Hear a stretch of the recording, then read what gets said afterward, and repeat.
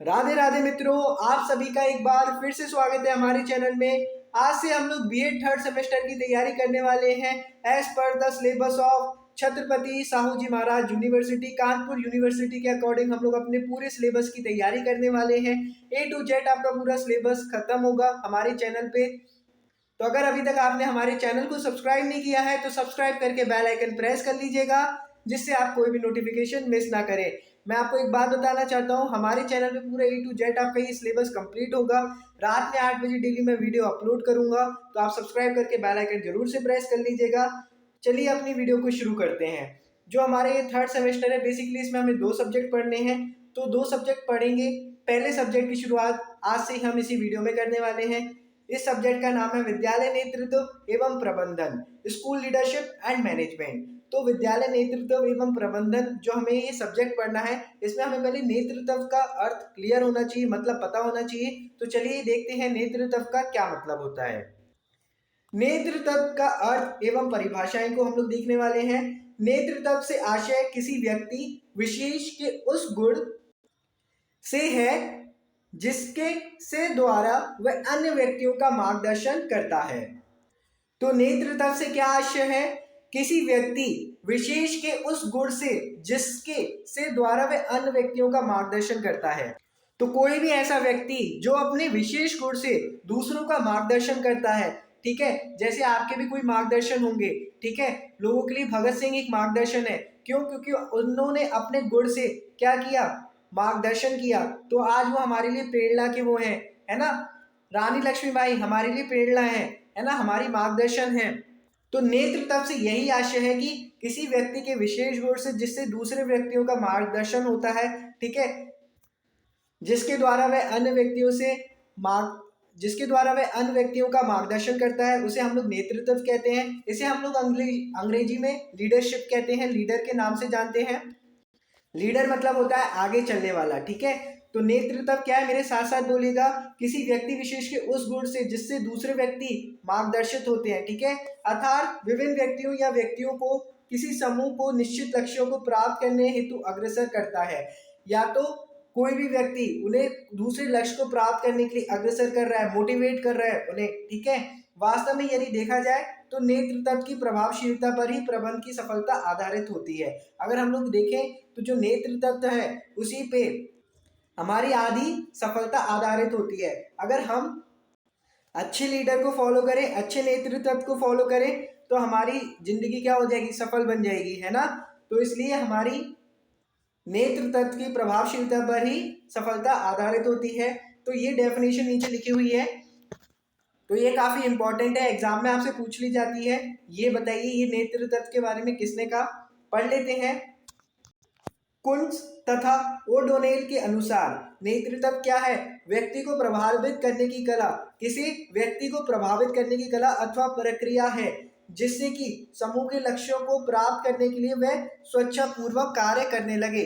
इधर आप सिर्फ ये मत समझिएगा, नेतृत्व का मतलब होता है नेता। जो हमारे नेता होते हैं बड़े बड़े, है ना, जो घपलेबाजी नेता भी होते हैं, कुछ अच्छे नेता भी होते हैं। तो सिर्फ नेता का मतलब ही नेतृत्व नहीं होता है। नेतृत्व वो कोई भी व्यक्ति जो प्रभावित करने की कला है उसमें, ठीक है, वो दूसरों को प्रभावित करता है अच्छा काम करके, वो भी नेतृत्व व्यक्ति है, ठीक है। अथवा प्रक्रिया है जिससे कि समूह के लक्ष्यों को प्राप्त करने के लिए वह स्वेच्छापूर्वक कार्य करने लगे।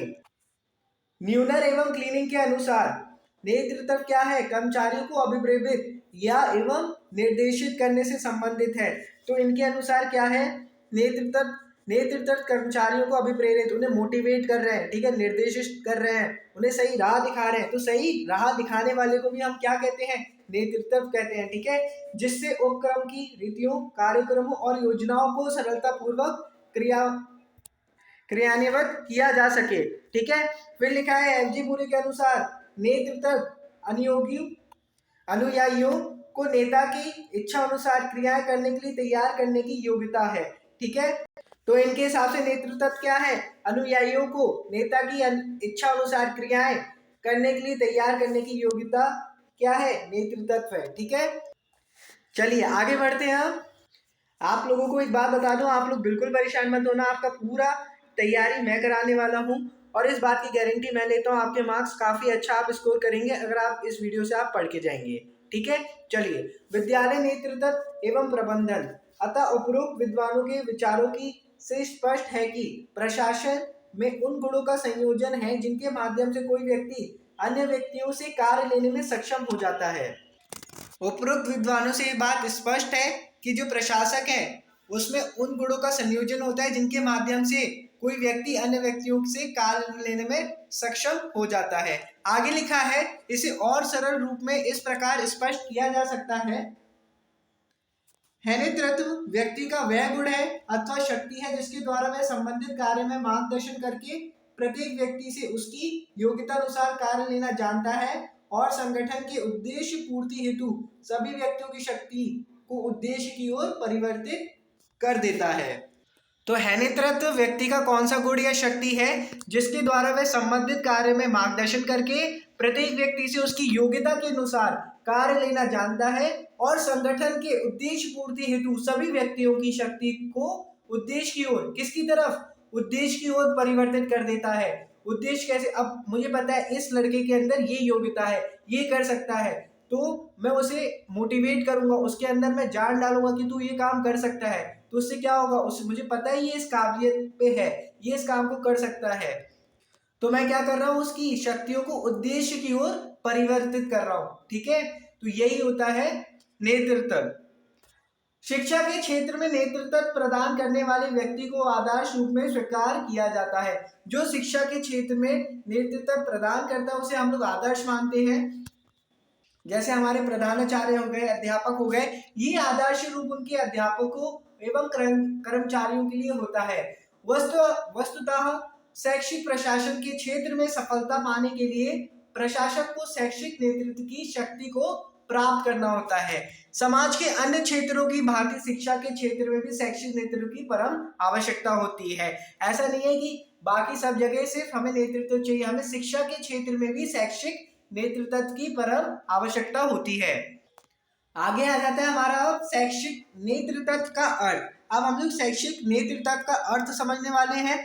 आपको नेतृत्व का अर्थ भली भांति समझ में आ गया होगा।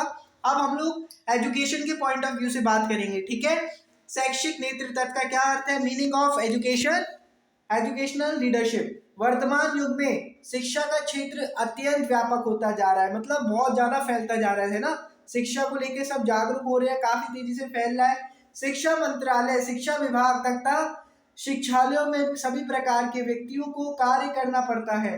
ठीक है, इनमें से कुछ व्यक्ति प्रशासक के रूप में अपने कार्य को निर्वाह करते हैं।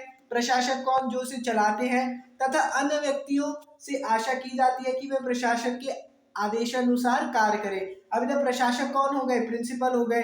ठीक है, ये सब हमारे क्या हो गए, प्रशासक हो गए, और जो उनके साथ काम कर रहे हैं वो उनके आदेशानुसार हो गए, है ना। तो उनसे ये उम्मीद की जाती है कि उनके प्रशासक के आदेशानुसार उनके कार्य करें। ठीक है, आगे पढ़ते हैं। वस्तुतः शिक्षा के क्षेत्र में निदेशक, उप निदेशक, विद्यालय निरीक्षक, प्रधानाचार्य, विभागाध्यक्ष तथा कुछ वरिष्ठ अध्यापकों को प्रशासक के रूप में ही अपने उत्तरदायित्व को निभाना पड़ता है। इन प्रशासकों को भी क्षेत्र में नेता के रूप में स्वीकार किया जाता है। कौन, निदेशक हो गए, उप निदेशक हो गए, विद्यालय निरीक्षक हो गए, प्रधानाचार्य हो गए, विभागाध्यक्ष हो गए, ये सब क्या है, वरिष्ठ अध्यापक। ये सब हम लोग क्या है हमारे लिए शैक्षिक नेतृत्व में, ये हमारे लिए नेतृत्व है, नेता के रूप में इन्हें हम स्वीकार करते हैं। ऐसे व्यक्तियों को शिक्षा तथा विद्यालय संबंधी अनेक समस्याओं का विविध ज्ञान होना ही चाहिए। तो ऐसे लोगों को क्या होना चाहिए, शिक्षा से संबंधित उन्हें ज्ञान होना चाहिए। ठीक है, अगर वो बीएड के बारे में खुद नहीं जानते होंगे या कोई भी सब्जेक्ट को पढ़ा रहे हैं तो वो क्या बताएंगे, है ना। पाठ्यक्रम, पाठ्य पुस्तक, शिक्षण विधि, शिक्षा व्यवहार, मूल्यांकन प्रक्रिया आदि का प्रशासकों को संपन्न ज्ञान होना चाहिए। इन सभी को उन्हें ज्ञान होना जरूरी है। अब आगे का टॉपिक है शैक्षिक नेतृत्व के कार्य। अब हम लोग इनके कार्य देखेंगे, फंक्शन देखेंगे एजुकेशनल लीडरशिप का। ठीक है, तो शैक्षिक नेतृत्व के क्या क्या कार्य होते हैं। किसी भी संगठन का कार्य संचालन को ओहिया विश्वविद्यालय की शिक्षा महाविद्यालय में शैक्षिक करने के लिए नेतृत्व शक्ति की उपयोगिता को स्वीकार किया जाता है। ठीक है, किसकी शक्ति को, नेतृत्व की शक्ति को उपयोग किया जाता है, स्वीकार किया जाता है। नेता अपनी सूझबूझ से अनेक कार्यों संपादित करता है। शैक्षिक नेतृत्व के प्रमुख कार्यों को संपादित करता है। शैक्षिक नेतृत्व के प्रमुख कार्यों के संबंध में भी विद्वानों ने कुछ विचार किया है। ठीक है, रैम्स, इनके नाम है रैमसियर, जॉन ए एंड अदर्स, और भी हैं।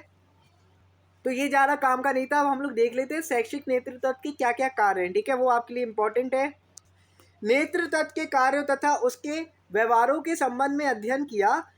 इसके मतानुसार शैक्षिक नेतृत्व के कार्यों में निम्नलिखित 9 क्षेत्रों को गिनाया गया। कितने क्षेत्रों को? 9 क्षेत्रों को। सबसे पहला आता है कार्यों के लिए उद्देश्यों को निश्चित करना। पहले उद्देश्य क्या है? ठीक है, जो हम लोग कार्य कर रहे हैं उसके लिए उद्देश्य पहले निश्चित करना। दूसरा है नीति निर्धारित करना, है ना।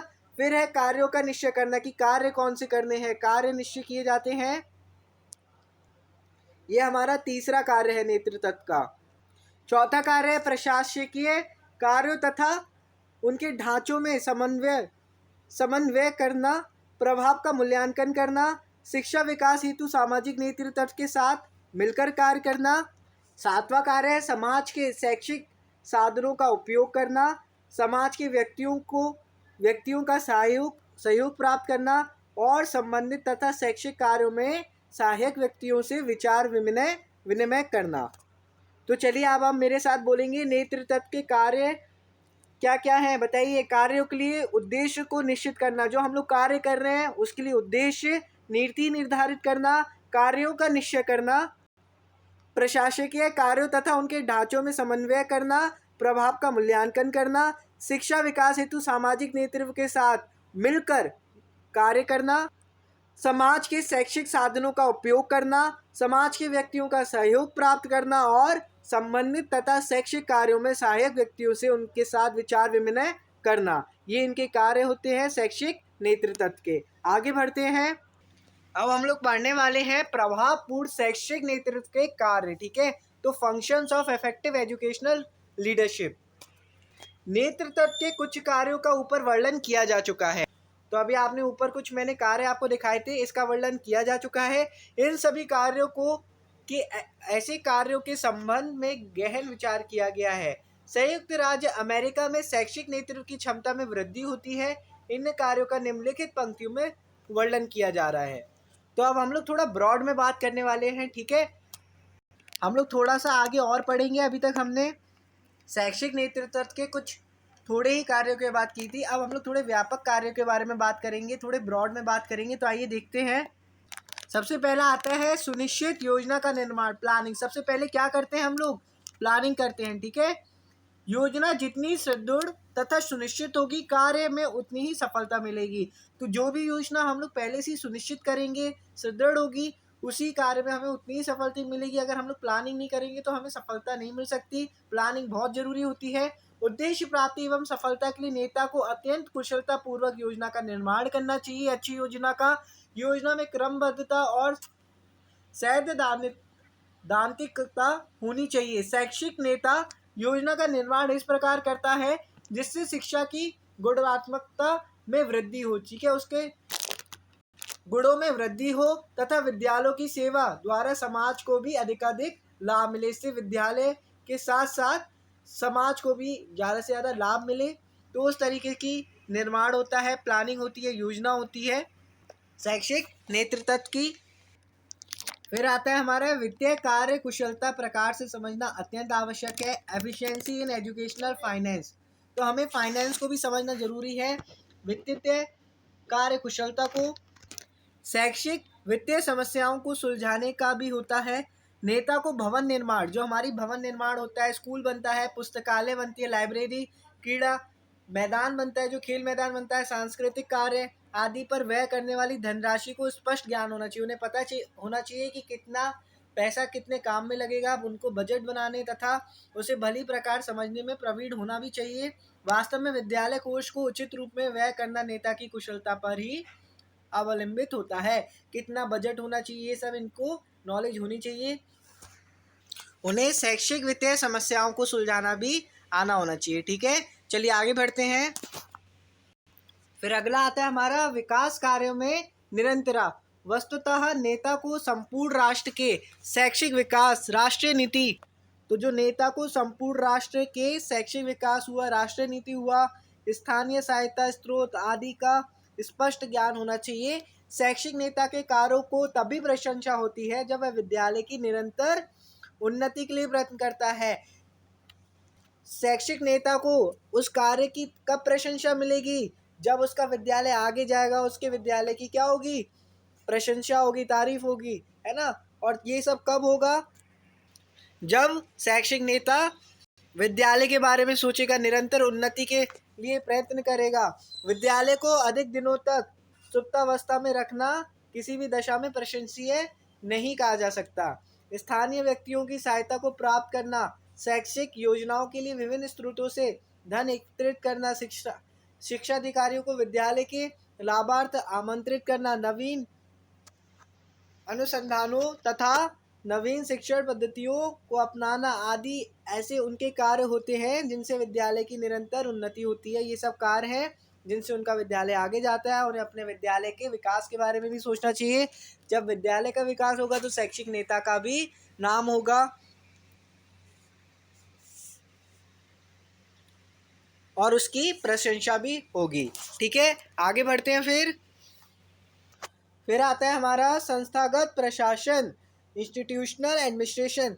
शैक्षिक नेता का सर्वाधिक महत्वपूर्ण कार्य उस संस्था के प्रशासन को ठीक रखना है जिसका उत्तरदायित्व उसके कंधों पर होता है। ठीक है, तो उस प्रशासन को ठीक रखना है जिसके उसके कंधों पर भार होता है, उत्तरदायित्व उसके कंधों पर होता है। जैसे विद्यालय की अनेक गतिविधियां होती हैं, शिक्षण कार्य हो गया, कार्यालय संबंधी कार्य, पुस्तकालय, क्रीड़ा कार्य हो गया, शिक्षा अधिकारियों के कार्यालयों से संबंधित कार्य, समाज के व्यक्तियों से संपर्क रखना आदि ऐसे अनेक कार्य जिनके संबंध में नेता को सदैव जागरूक रहना होता है। फिर लिखा है इन कार्यों के संबंध में पूर्ण ज्ञान तथा इन्हें कार्यान्वित कराने का कौशल शैक्षिक नेता में पूर्णतः होना चाहिए। विद्यालय के विभिन्न कार्यों में शिक्षक, कार्यालय जिसे क्लब कहते हैं हम लोग, तथा अन्य कर्मचारी भाग लेते हैं। उनके प्रति नेता को सदैव कैसा होना चाहिए? जनतांत्रिक नीति युक्त व्यवहार करना चाहिए। ऐसा नहीं कि वो क्लर्क है या कोई है तो उससे आप अच्छा व्यवहार नहीं कर रहे। शैक्षिक नेता के स्वभाव, व्यवहार तथा कार्य प्रणाली में इतना आकर्षण होना चाहिए कि उसके संकेत पर ही प्रशासन का कार्य उत्तम ढंग से चलता रहे, उसके एक इशारे पे ही पूरा काम ढंग से होता रहे। ठीक है, फिर अगला आता है नियुक्ति एवं चयन। नियुक्ति इस प्रकार विधिवत की जाए, नियुक्ति का क्या मतलब है? रिक्रूटमेंट, है ना, और चयन का मतलब सिलेक्शन। तो इस प्रकार विधिवत की जाए कि उनका अनुमोदन शिक्षा अधिकारी कार्यालय से अविलंब, रिक्रूटमेंट एंड सिलेक्शन। तो कैसे करना चाहिए रिक्रूटमेंट और सिलेक्शन? संस्था का संपूर्ण कार्यभार योग्य अध्यापकों की नियुक्ति पर ही आश्रित होता है। तो इसलिए हमें अपने स्कूल या कॉलेज में कैसे अध्यापक रखने हैं? नियुक्त, जो उसमें नियुक्त हों, पढ़े लिखे हों। ठीक है, योग्य शैक्षिक नेता को ये स्पष्ट ज्ञान होना चाहिए कि किस विषय तथा किस वेतन मान ग्रेड में कितने अध्यापकों के स्थान रिक्त होने वाले हैं तथा रिक्त पूर्ति हेतु किन किन योग्यताओं से पूर्ण अध्यापकों की नियुक्ति करनी चाहिए। नियुक्ति प्रमोशन, जिसे हम लोग प्रोन्नति भी कहते हैं, कि नियमों का भी नेता को पूर्ण ज्ञान होना चाहिए। तो रिक्रूटमेंट और सिलेक्शन उसे लेना कैसे, नियुक्ति और चयन को लेकर उस नेता को सभी चीज़ों के नियम वगैरह सब पता होना चाहिए। अगला आ जाता है फिर आता है हमारा छात्रों के प्रवेश की योजना, है ना। जैसे बच्चों का एडमिशन होता है, planning for the students admission.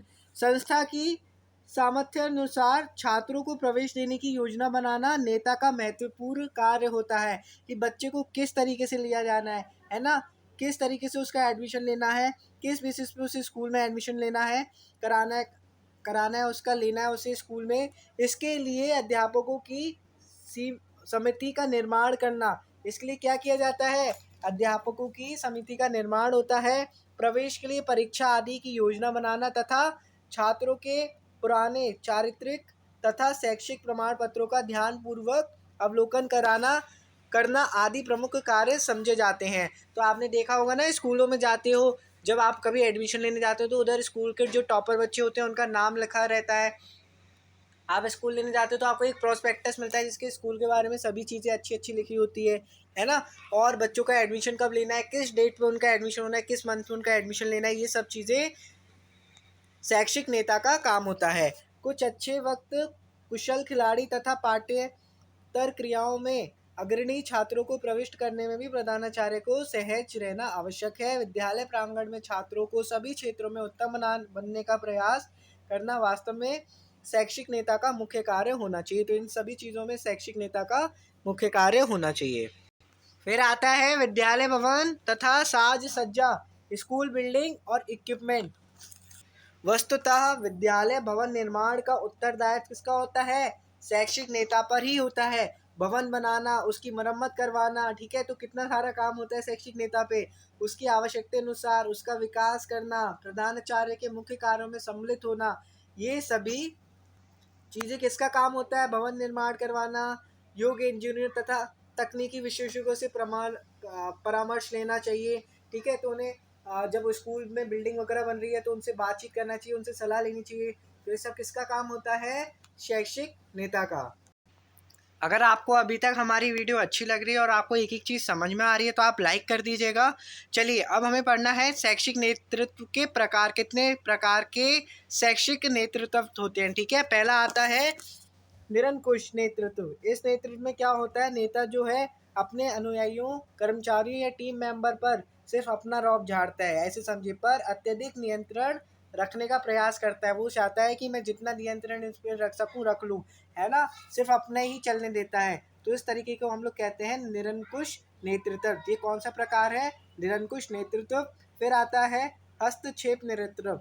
ये नेतृत्व, इसमें क्या होता है? नेतृत्वकर्ता का मात्र अनुवीक्षता करना होता है। ये नेतृत्व तभी सफल होता है जब कर्मचारी अनुभव प्राप्त एवं कुशल होते हैं। कब सफल होगा? जब उसके कर्मचारी कैसे हों? अनुभव वाले हों और कुशल हो। इस तरह के नेतृत्व में प्रबंधक या का कर्मचारियों पर नियंत्रण नहीं होता है, किसी भी तरीके का नियंत्रण नहीं होता है। फिर आता है नौकरशाही नेतृत्व। नौकरशाही नेतृत्व के संबंध में कहा जाता है कि वह किताबों के अनुसार कार्य करते हैं। वह मशीनी तंत्र के सामने कार्य वे मशीनी तंत्र के समान काम वह मशीनी तंत्र के समान कार्य करते हैं, काम करते हैं, ठीक है। तो ऐसे नेतृत्व को हम लोग कहते हैं नौकरशाही नेतृत्व। फिर आता है हमारा लोकतांत्रिक नेतृत्व। यद्यपि लोकतांत्रिक नेतृत्व में अधिक निर्णय कौन लेता है? लोकतांत्रिक नेता ही करता है। ये प्रक्रिया वहाँ के कर्मचारियों को संतुष्टि प्रदान भी करती है। लोकतांत्रिक का क्या मतलब होता है? डेमोक्रेटिक। तो उन्हें स्वतंत्रता, उनके उधर के कर्मचारियों को क्या मिल जाती है? संतुष्टि भी मिलती है। कौन लेता है निर्णय? लोकतांत्रिक नेता ही लेता है। फिर आता है हमारा जनोन्मुखी नेतृत्व। इस प्रकार के नेतृत्व में कर्मचारियों को संगठित करने, उनकी सहायता करने और उनका विकास करने पर उनके विकास के बारे में बात की जाती है, सर्वाधिक बल दिया जाता है। इसमें टीम वर्क अत्यंत सशक्त होता है, टीम वर्क आता है। फिर आता है सेवक नेतृत्व। इस तरह के नेतृत्व में नेतृत्वकर्ता की पहचान कठिन होती है। ये नेतृत्व लोकतांत्रिक नेतृत्व के समान ही होता है। किसके समान होता है? ये लोकतांत्रिक नेतृत्व के समान ही होता है, जो अभी हमने ऊपर पढ़ा था। इसमें नेतृत्वकर्ता किसी संस्था में भी किसी स्तर पर हो सकता है, ठीक है। तो ऐसे नेतृत्व को हम क्या कहते हैं? सेवक नेतृत्व। फिर हमारा आता है कार्योन्मुखी नेतृत्व। इस नेतृत्व के प्रकार में नेतृत्वकर्ता कुछ हद तक निरंकुश होता है। ये कर्मचारियों की कुशलता की उतनी परवाह नहीं करता, ठीक है। जैसे हमने पढ़ा था ना, सिर्फ अपने फायदे के लिए सोचता है। ये इधर कर्मचारियों की कुशलता की कोई परवाह नहीं करता है, उतनी परवाह नहीं करता। फिर आता है चमत्कारी नेतृत्व। इस तरह के नेतृत्व में नेतृत्वकर्ता अपने कर्मचारियों में निरंतर उत्साह बना के रखता है। ये नेतृत्व अधिक ऊर्जावान होता है। ये प्रवृत्ति संगठन के लिए घातक है। फिर अगले तरीके का आता है कार्य संपादन नेतृत्व। इसमें कर्मचारी नेतृत्वकर्ता की पूर्ण बात मानता है, ठीक है। इसमें नेतृत्व को अधिकार है कि वह उन कर्मचारियों को दंडित करे जो पूर्व निर्धारित मानकों को पूर्ण ना करते हो, इसमें दंडित कर सकता है। फिर आता है रूपांतरण नेतृत्व। रूपांतरण नेतृत्व दूरदर्शी होता है। कैसा होता है? दूरदर्शी होता है तथा अधिकांश समय संचार में खर्च करता है। तो अब हमने नेतृत्व के प्रकार देख लिए। अब हम लोग थोड़ा सा कुछ बात करने वाले हैं important qualities of effective leader की, प्रभावी नेता के महत्वपूर्ण गुण के बारे में। तो थोड़ा सा इंट्रोडक्शन करेंगे और ये हमारा आखिरी टॉपिक होने वाला है। किसी भी संगठनकर्ता अथवा संस्था को उचित दिशा एवं गति प्रदान करने के लिए प्रभावी नेता आवश्यक होता है। कैसा नेता चाहिए? अगर कोई सही दिशा दिखानी है, गति प्रदान करनी है, तो प्रभावी नेता हमें आवश्यक होता है। शैक्षिक क्षेत्र में यह नेता प्राध्यापक अथवा प्राचार्य के रूप में हो सकता है। अच्छे नेता के अच्छे गुण ही संस्था को तीव्र गति से विकास की ओर उन्मुख कर सकते हैं। तो अगर अच्छा नेता होगा तो तीव्र गति से विकास होगा, ठीक है।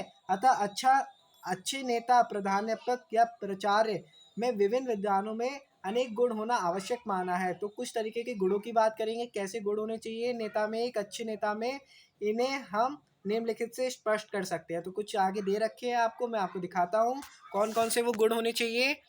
तो विद्वानों के अनुसार एक शैक्षिक नेता में कौन कौन से गुण होने चाहिए? वो गुण हैं अंतर्दृष्टि, पहल करना, सहयोग करना, मौलिकता, महत्वाकांक्षा, संवेदना, स्थिरता, निरंतर कार्यरत रहना, निर्णय स्थिति, लोकप्रियता, संप्रेषण कौशल। किसके अकॉर्डिंग? ये आयर्स महोदय के अनुसार, ठीक है। आयर्स महोदय के अनुसार एक शैक्षिक नेता में 10 गुण होने चाहिए। कौन कौन से हैं 10 गुण? अंतर्दृष्टि, पहल करना, सहयोग करना, मौलिकता, महत्वाकांक्षा, संवेदनात्मक स्थिरता, निरंतर कार्यरत रहना, निर्णय स्थिति, लोकप्रियता और संप्रेषण कौशल। और RM स्टॉकडेल के मुताबिक एक शैक्षिक नेता में कितने गुणों का उल्लेख किया है इन्होंने? तो वो गुणों का नाम देखते हैं। सामाजिकता, पहल करना, दृढ़ निश्चय, आत्मविश्वास, सावधानी व अंतर्दृष्टि, लोकप्रियता, सहकारिता की भावना और अनुकूलनीयता, ठीक है। किसके मुताबिक? स्टॉकडेल के मुताबिक शैक्षिक नेता में कौन कौन से गुण होने चाहिए? सामाजिकता, पहल करना, दृढ़ निश्चय, आत्मविश्वास, सावधानी व अंतर्दृष्टि, लोकप्रियता, सहकारिता की भावना और अनुकूलनीयता। तो ये गुण एक एक नंबर में आ जाते हैं एग्जाम में। तो आप इन्हें बस एक बार पढ़ लीजिएगा, पढ़ने से ही आपका ये काम हो जाएगा। तो ये पहली क्लास हमारी एंड होती है। मैं आशा करता हूँ ये आपको क्लास काफ़ी अच्छी लगी तो लाइक कर दीजिएगा। मोटिवेशन के लिए आप हमें सपोर्ट कर सकते हैं चैनल को सब्सक्राइब करके, और बेल आइकन जरूर प्रेस कर लीजिएगा ताकि कोई भी नोटिफिकेशन आप मिस ना करें। मिलते हैं अगली वीडियो में, तब तक के लिए सभी को जय हिंद, राधे राधे।